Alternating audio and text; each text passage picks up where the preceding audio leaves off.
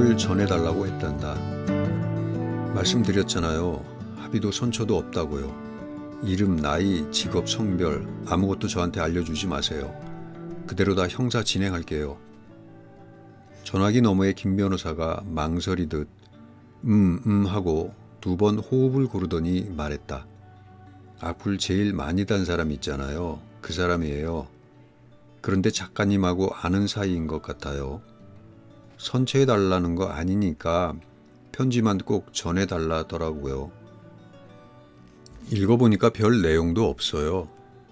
연주대학교 특강 끝나고 같이 술 마셨다는데요. 연주대학교? 충북 연주대? 그럼 설마 선생님? 나는 다급히 대답했다. 제가 지금 가지러 갈게요. 선생님이 메일을 보내온 것은 1년 전이었다. 여러 사건을 거친 이후라 기사도 독자 리뷰도 비평도 판매량도 주춤해지던 즈음이었다. 거절 메일 쓰기를 포기할 정도로 쏟아지던 각종 기관과 도서관, 학교에서의 강연 요청도 줄어들고 있었다. 노트북을 켜자마자 습관적으로 고양이 대통령에 들어가 장난감과 간식 후기를 살펴보고 시사인과 채널 예스의 새 기사들을 읽고 서로 전혀 알지 못하지만 나 혼자 친밀감을 가지고 있는 요리 블로그와 책 사진을 아주 예쁘게 찍어 올리는 인스타 계정과 세상 모든 이슈에 대해 욕을 하는 트위터 계정을 훑고 메일함을 열자 새 메일 하나가 눈에 띄었다. 은진여고 김혜원 교사입니다. 은진여고, 나의 모교. 내가 모든 기억들을 지워버린 시간. 김혜원이라는 세 글자를 보는데 겨우 닫아놓았던 낡은 문이 삐걱이며 맥없이 열렸다. 내 책장에는 여전히 선생님께 빌린 소설책이 꽂혀 있었다. 표지는 색이 나라가 조금 부해졌고 본문 종이들은 더할 수 없을 정도로 누렇게 바랜 채 오래된 책 특유의 쿰쿰한 냄새를 풍기며 고3 여름방학 보충 수업 때였다. 학생 주임도 나오지 않고 교사 중 유일하게 몽둥이를 들고 다니던 체육도 나오지 않고 담임들은 너무 튀지만 않으면 옷차림을 지적하지 않았다. 그날도 흰 피개 셔츠와 체육복 반바지를 입고 등교한 나는 교문 앞에서 학생 주임을 딱 마주쳤다. 그러니까 본보기 같은 거였다. 학생들 아무도 교복을 입지 않았지만 나만 학생 주임에게 가방과 팔뚝과 귓바퀴를 번갈아 붙들려 끌려가다시피 교무실로 들어갔다. 학생 주임은 내내 이 새끼들 봐라, 이 건방진 새끼들, 이 정신 나간 새끼들 했다. 분노는 나 한 사람이 아니라 교복을 입지 않은 3학년 모두를 향한 것이 분명했다. 잘못했다고 앞으로는 교복 잘 입고 다니겠다고 대답했지만 나는 기어코 교무실 한가운데서 따귀를 맞았다. 보충 과목 교사들이 모두 출근에 앉아있는 별관 교무실에 한동안 정막이 흘렀다.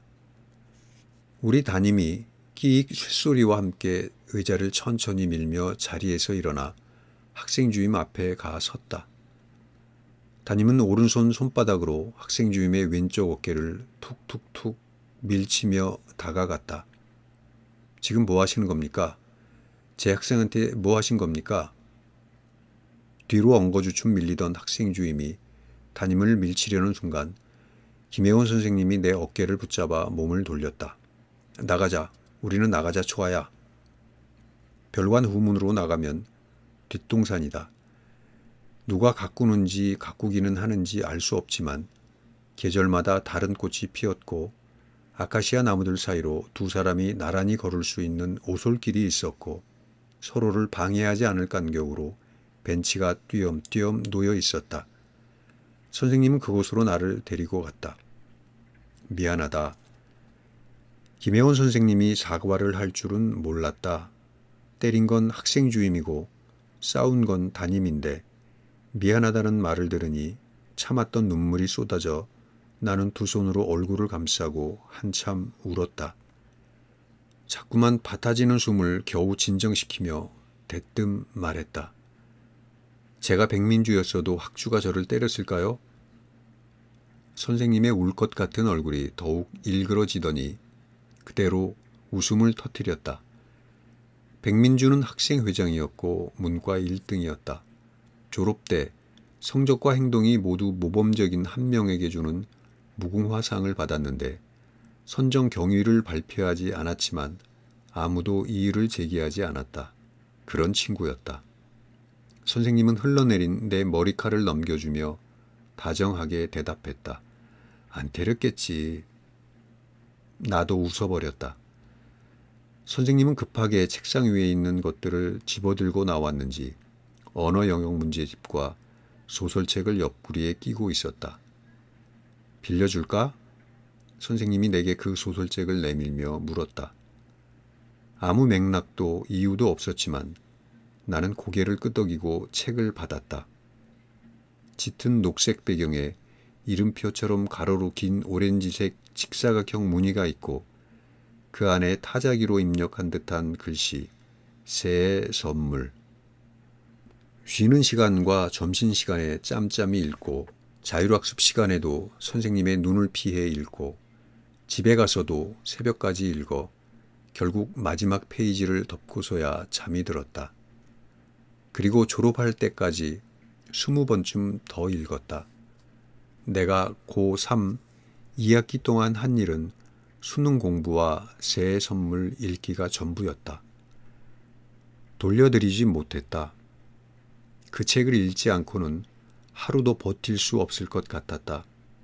그렇게 수능을 치르고 원서를 쓰고 또 면접과 논술 시험을 보러 다니고 졸업식이 되었을 때는 책이 너무 낡아버렸다. 얼마나 넘기고 펼쳤는지 1.5배쯤은 두툼해졌고 모서리가 죄다 둥글게 달았다. 사과하고 돌려드릴까? 새 책을 사드릴까? 망설이다가 어영부영 학교를 떠났다. 그때나 지금이나 나는 그렇게 소심하고 분별 없다. 메일에 적힌 번호로 전화를 걸자 선생님이 초아? 하고 받았다. 제 번호 알고 계셨어요? 아니, 방금 메일 수신 확인 뜨길래. 오랜만에 연결된 옛 인연답게 서로 안부부터 물었다. 선생님은 은진여고에 근무하고 있지 않았다. 충북 연주시에 있는 작은 사립대학교 미디어 창작학부에서 학생들을 가르치고 있었다. 은진여고 국어 교사일 때 석사를 따고 박사 과정을 수료했다. 이후 퇴직하고 시간 강사로 일하며 학위를 받았다. 경제적으로도 정신적으로도 가장 어려운 시기였다. 그러다 연주대학교 채용 공고를 보고 지원해 1년 단위 재계약 조건으로 임용되었다.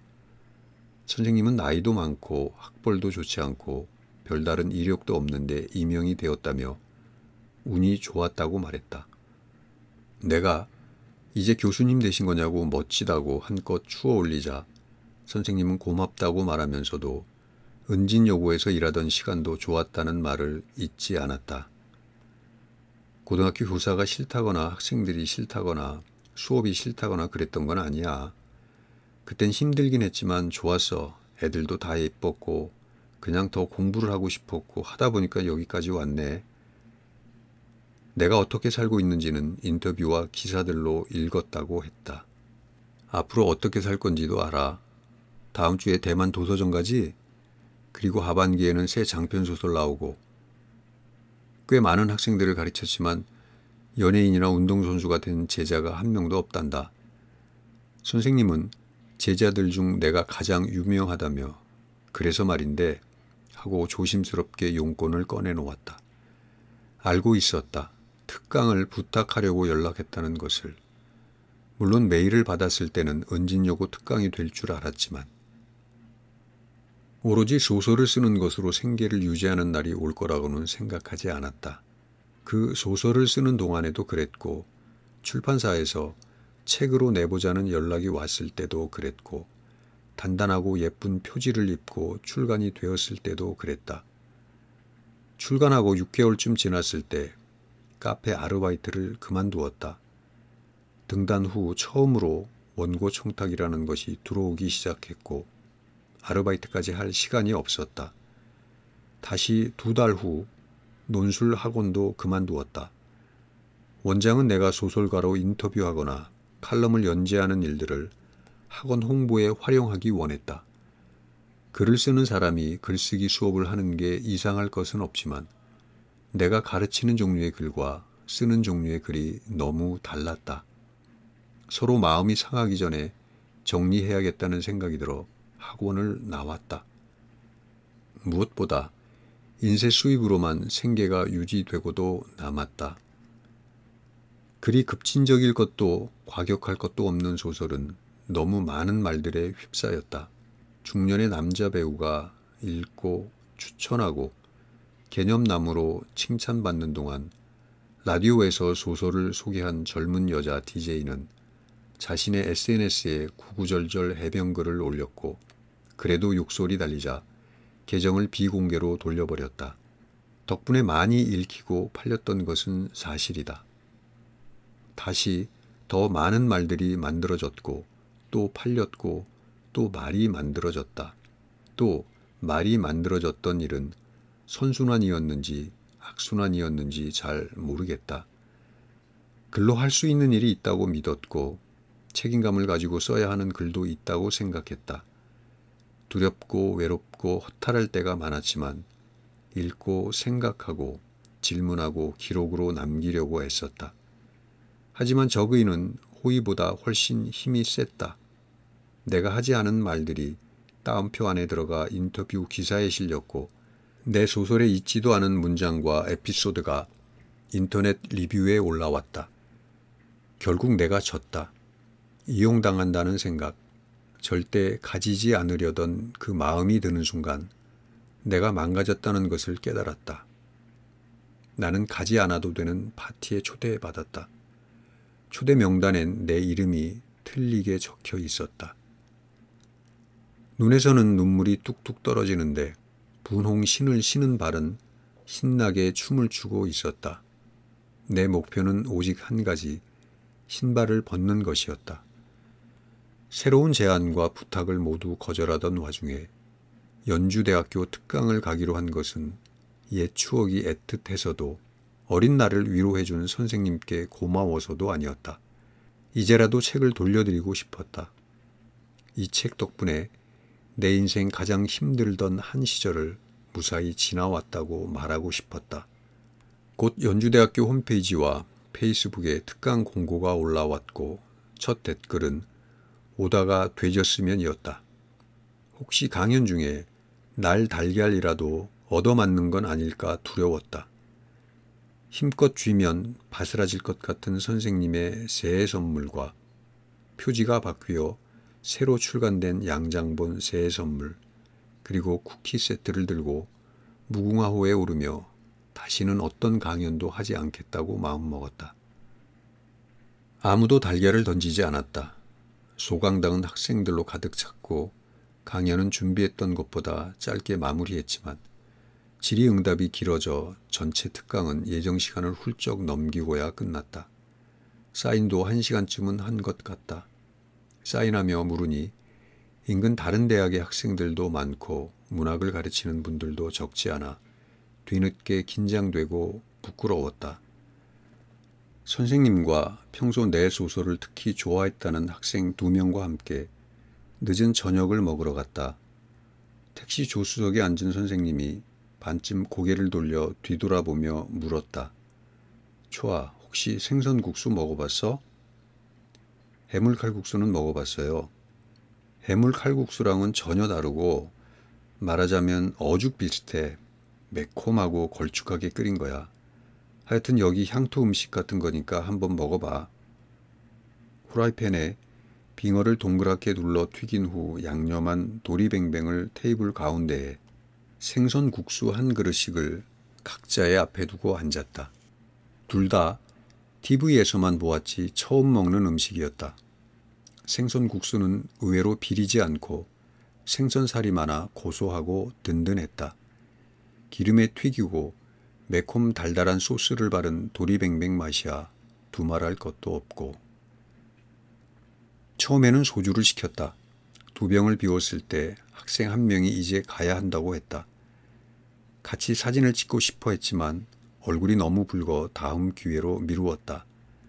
사인은 했다. 손가락에서 펜이 자꾸 미끄러져 벌써 취했나 의아하고 조금 불안했다. 선생님은 소주와 맥주를 1병씩 더 주문했다. 무심히 맥주잔의 절반가량 소주를 채우더니 그 위에 약간의 맥주를 쪼로록 부었다. 섞지 말고 쭉 들이켜봐. 달다? 설마. 잔을 받아 한 모금 마시는데 정말 술이 달았다.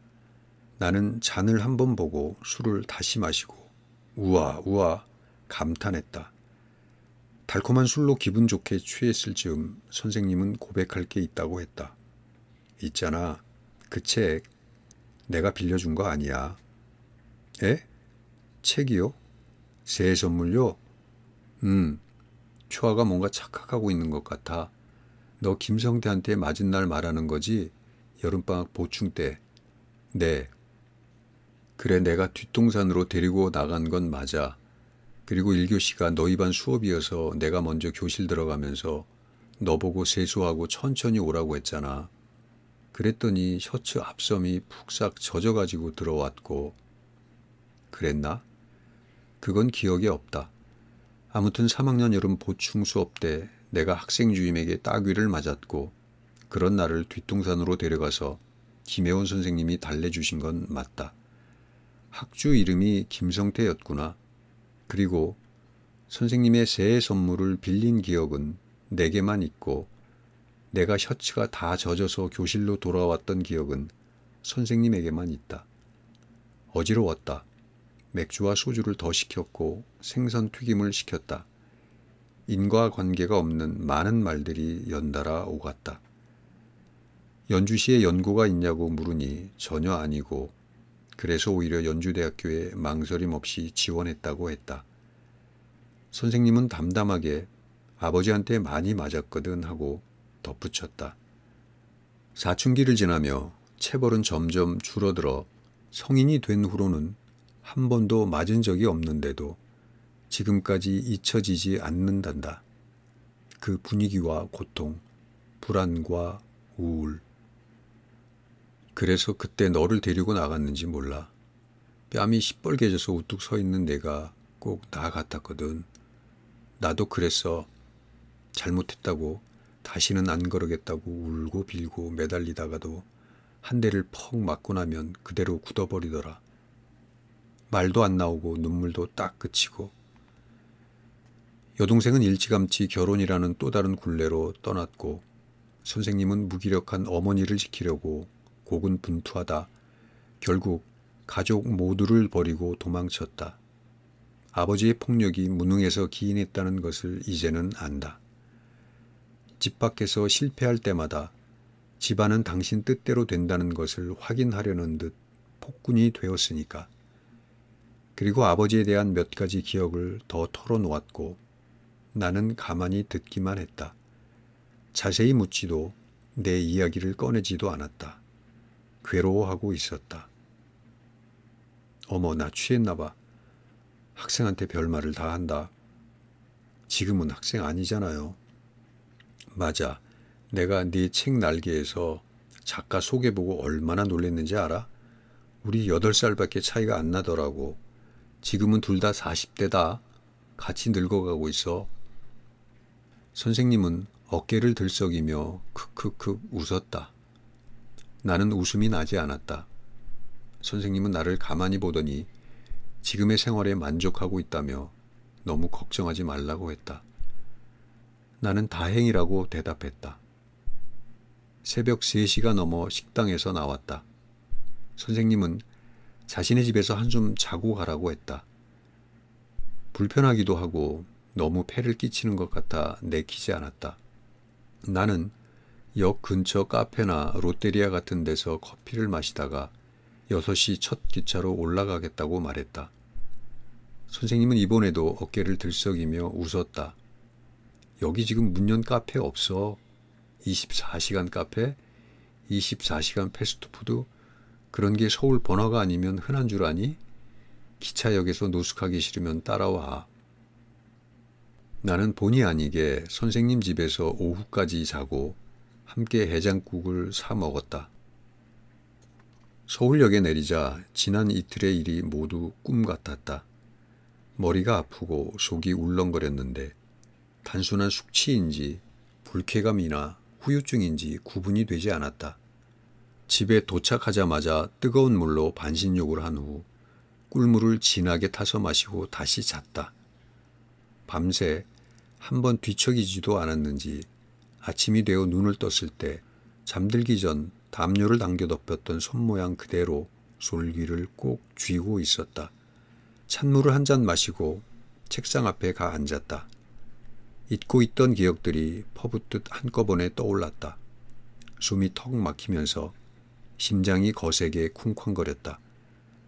크게 심호흡을 하며 마음을 가다듬고 있을 때 선생님에게서 카톡이 왔다. 어제는 잘 들어갔어? 나는 네라고 답을 보냈다.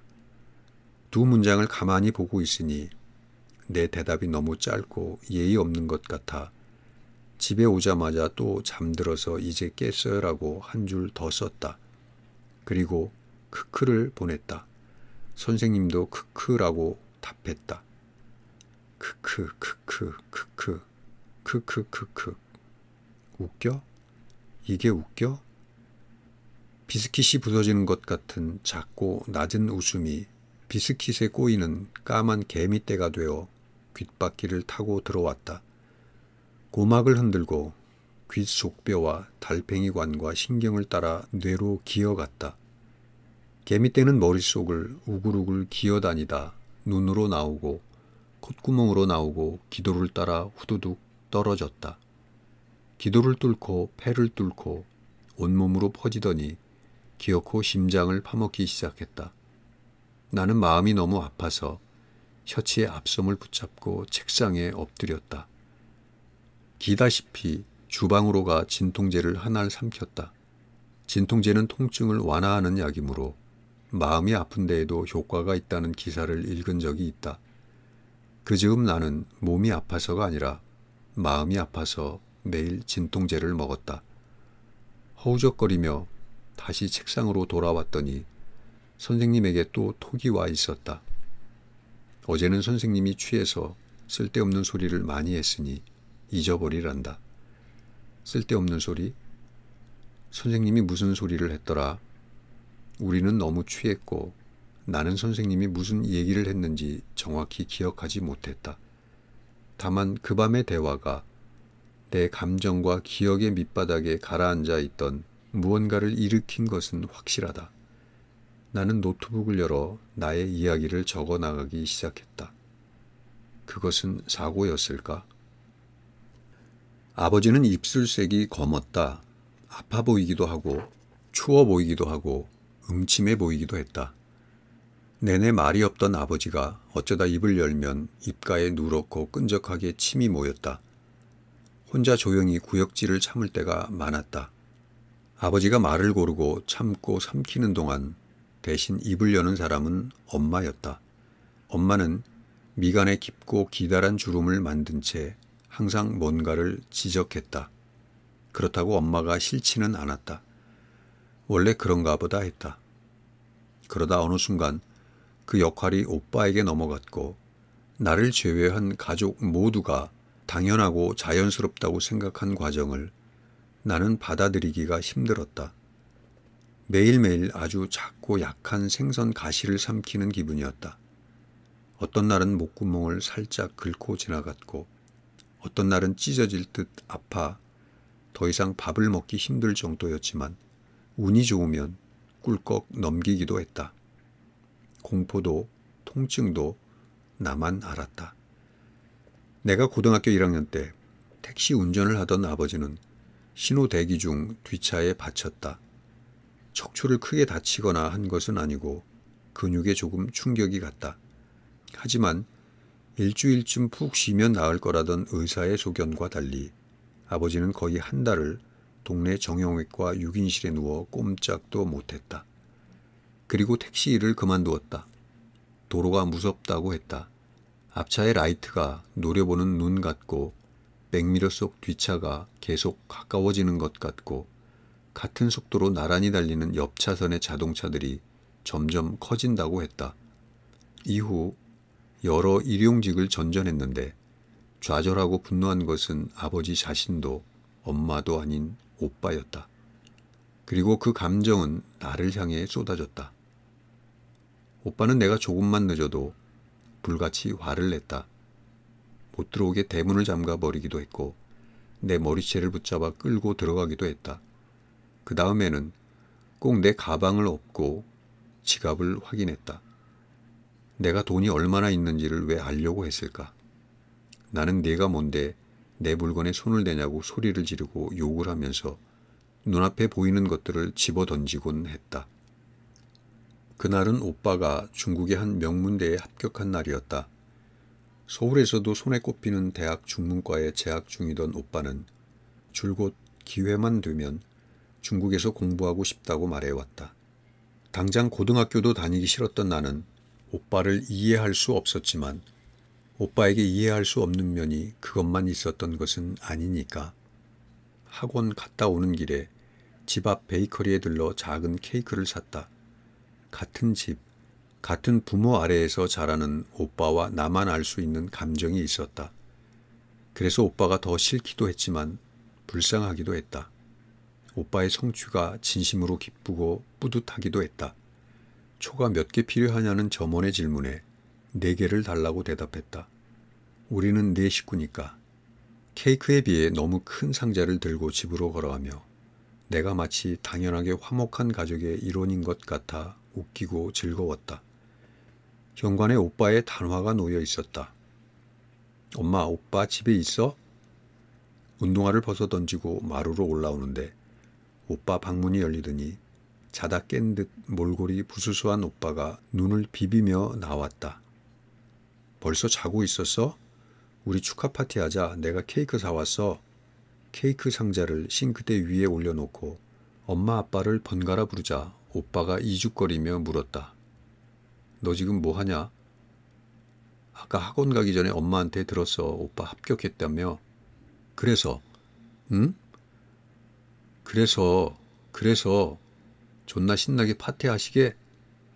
나는 기어 들어가는 목소리로 겨우 답했다. 축하해. 오빠는 케이크 상자를 열어 힐끔 보고 다시 나를 보며 말했다. 머리가 나쁘면 눈치라도 있어라. 그리고 그대로 방으로 들어가 버렸다.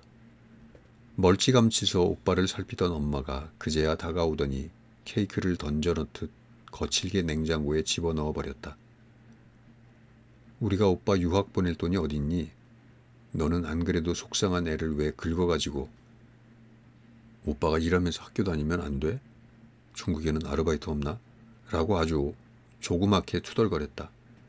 엄마는 한숨을 푹푹 내쉬면서 오빠만 생각하면 속이 아리다고 했다. 나를 생각하면 어떤 마음일지 궁금했지만 묻지 않았다. 아버지는 다시 운전대를 잡았다. 그리고 제 취업 일주일 만에 택시와 함께 고가도로에서 8m 아래 공터로 추락했다. 새벽이었고 도로도 공터도 비어있어 아버지만 죽었다. 친구들과 술을 마시다 뒤늦게 병원에 온 오빠에게 나는 다 너 때문이라고 퍼부었다. 너 때문에 운전하신 거라고. 유학이며 공부며 다 무슨 소용이냐고. 아버지 살려내라고 오열하는데 갑자기 눈앞이 번쩍하더니 깜깜해졌다. 나는 그대로 굳어버렸다. 곧 뺨이 얼얼하다가 화끈거렸다.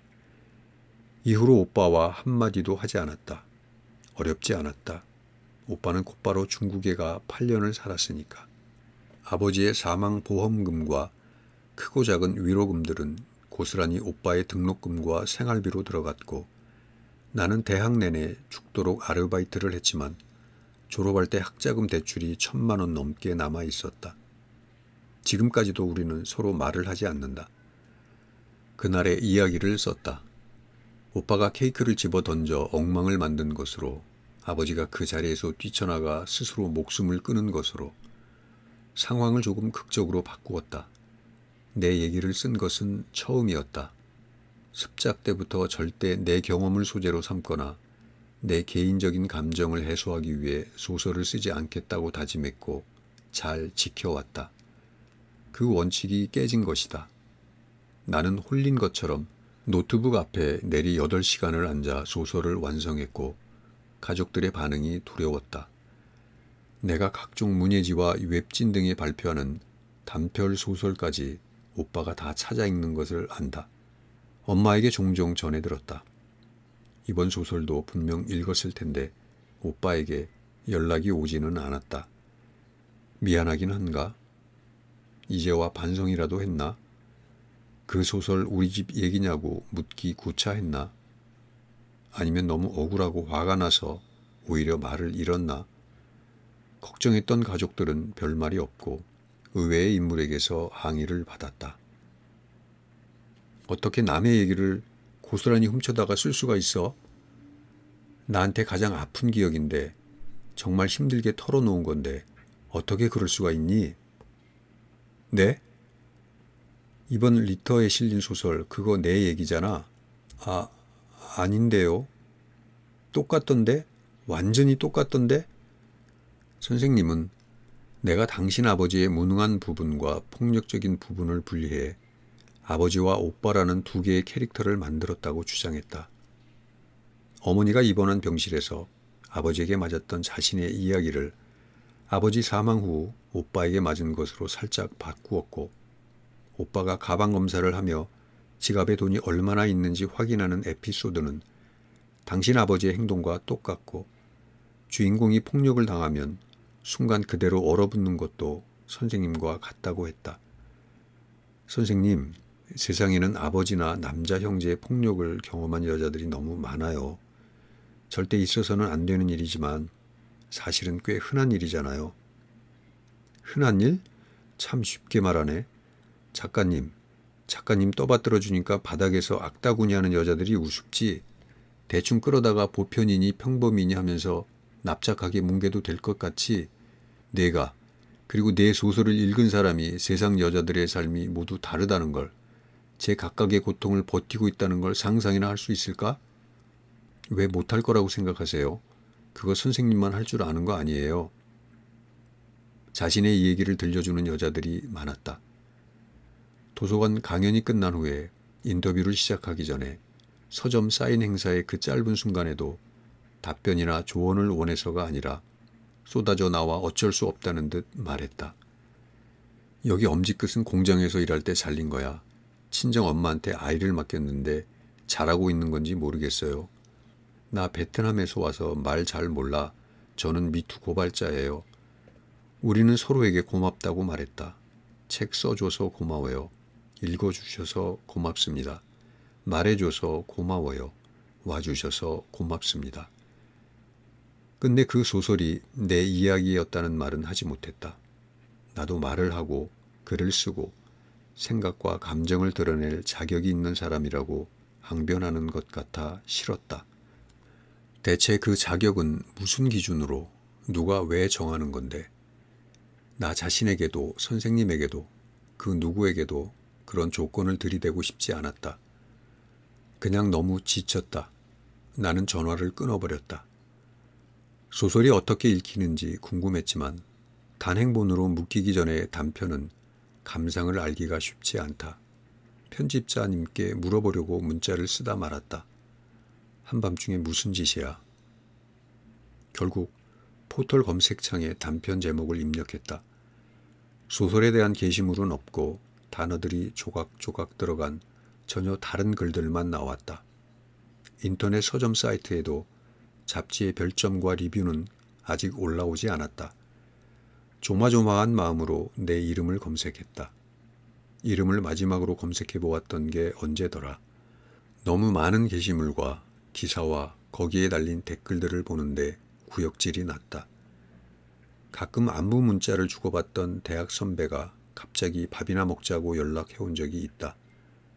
음식이 나오기도 전에 요즘 여자애들이 얼마나 영악하고 되바라졌는지, 그래서 자신의 아들을 포함한 요즘 남자애들이 얼마나 피해를 입고 있는지 내게 따져 물었다. 알바하던 카페의 중년 사장이 전화를 해서 요 대모님, 이제 말 조심해야 하나? 라고 인사를 건네기도 했다.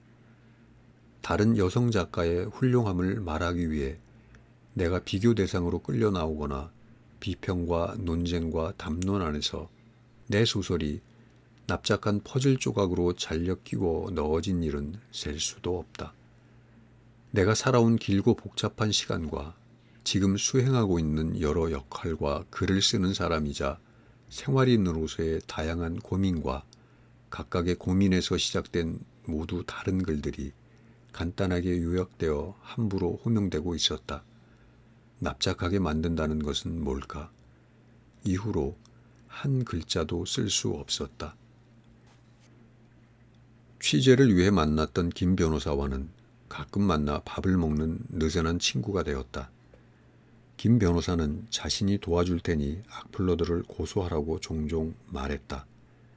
잘 설명하고 설득하는 것도 고통을 토로하고 인정해 호소하는 것도 다 안 통해요. 싹 다 고소해야 한다니까. 갑자기 경찰서에서 연락받고 합의금 마련하느라 고생하고 그러다 빨간 줄 그어져 봐야 자기가 무슨 짓을 했는지 깨닫지. 그래야 진짜 반성을 해요. 그리고 악플러들 선처 없이 고소한다더라 소문나면 악플이 덜 달리기도 하고요. 사실 악플은 별로 타격이 되지 않아요. 그래도 악플부터 없애고 시작하세요. 무시하고 사는 게 편할 것 같죠? 아니에요. 대응하고 항의하고 고소하고 진정 넣으면서 살아야 편하게 살 수 있어요. 그래야 사람들이 멋대로 쥐고 흔들지 않아요. 번거롭기만 하고 수입도 크지 않아 변호사에게 반갑지 않은 사건이라는 것을 알고 있다. 이렇게 말해주는 게 고마워 고소할 일 생기면 꼭 도와달라고 했었다. 그때만 해도 진짜 고소할 마음은 없었다. 언제 다시 소설을 쓸 수 있을지 모르겠으니 계약금을 돌려드리고 계약을 파기하고 싶다는 메일을 2번째 쓰고 있으려니 이대로는 안 되겠다는 생각이 들었다. 기사에 달린 댓글들은 물론 각종 커뮤니티, 개인 블로그, SNS의 게시글과 댓글들을 모으는 작업은 김 변호사의 사무실에서 해주었다. 단순 욕설에 그치지 않고 구체적인 위협, 성적인 표현을 함께 쓴 경우를 우선 선별했다. 모욕뿐 아니라 협박과 통신 매체 이용 음란에도 해당하므로 처벌의 수위가 높아지기 때문이다. 그렇게 정리한 1차 고소장만 수백 장이었다. 한 경찰서에 한꺼번에 접수하면 제대로 처리되지 않을 것 같아 5곳으로 나누어 접수했다. 내가 직접 가서 했다. 괴로울 줄 알았는데 그렇지 않았다. 고소장을 접수할 때도 고소인 진술을 할 때도 신기하고 취재하는 것 같고 의외로 흥미로웠다. 사건은 더디게 진행됐고 나는 여전히 소설을 쓰지 못하고 있다. 아는 분이세요?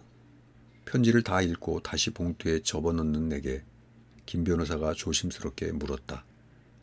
만난 적이 있어요. 김혜원 선생님이 아니었다.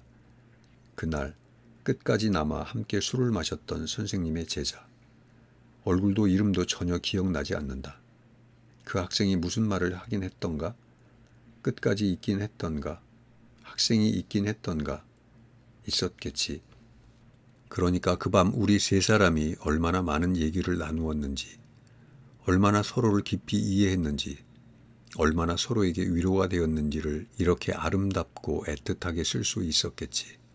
그리고 내 흔적을 악착같이 따라다니며 그렇게 모욕적인 글들을 남겼고 그 두 마음은 얼마나 다를까? 과연 다를까? 괜찮으세요? 나는 고개를 끄덕였다. 괜찮아요. 그리고 이분도 똑같이 고소 진행할게요. 배신감 같은 건가요? 아니요. 그냥 처벌받을 만한 수위의 악플을 단 건 맞잖아요. 이번에는 김 변호사가 고개를 끄덕였다. 또 한 번 괜찮냐고, 혼자 있을 수 있겠냐고 물으며 커피라도 한 잔 마시고 가라고 했지만 거절했다. 해야 할 일이 있었다. 집에 돌아오자마자 작업방으로 달려가 책상 위에 노트북을 열었다. 나는 김혜원 선생님께로 시작하는 메일을 쓴다. 죄송하다고. 그렇게 전화를 끄는 나 자신이 부끄럽다고. 소설의 내용은 대부분 내 경험이었고 우리가 비슷한 경험을 가진 것은 사실이지만 그렇다고 우리가 같은 사람은 아닐 거라고. 우리가 같은 사람은 아니지만 선생님과 밤새 나눴던 대화가 내 기억들을 불러온 것은 맞다고 쓴다. 그러므로 선생님의 항의는 타당했다고 쓴다. 막막하고 피곤하던 고3의 시간들과 무능한 스스로에 대한 모멸감과 나까지 대학에 보낼 여유는 없다며 수능날 아침 미역국을 끓여주던 엄마를 버텨낼 수 있었던 것은 새 선물과 선생님 덕분이었다고 쓴다. 선생님이 있어서 지금 내가 이렇게 살아있다고 쓴다. 때는 내 고통이 너무 커서 이런 고민조차 사치였던 또래들을 생각하지 못한 것이 사실이고 그것이 부끄럽다고 쓴다. 그러나 나는 내 경험과 사유의 영역 밖에도 치열한 삶들이 있음을 안다고 내 소설의 독자들도 언제나 내가 쓴 것 이상을 읽어주고 있다고 쓴다. 그러므로 이제 이 부끄러움도 그만하고 싶다고 부끄러워 숙이고 숨고 점점 작게 말려 들어가는 것도 그만하고 싶다고 그만하고 싶은 이 마음이 다시 부끄럽다고 쓴다. 대체 내가 왜 이렇게까지 부끄러워야 하느냐고 쓴다. 선생님이 원망스럽다고 쓴다. 미안하고 고맙다고 쓴다. 선생님이 보고 싶다고 쓴다. 언젠가 다시 만나자고 쓴다. 하지만 보고 싶지 않다고 쓴다. 다시는 만나지 말자고 쓴다. 그래도 보고 싶을 거라고 쓴다. 결국 만나게 될 거라고 쓴다.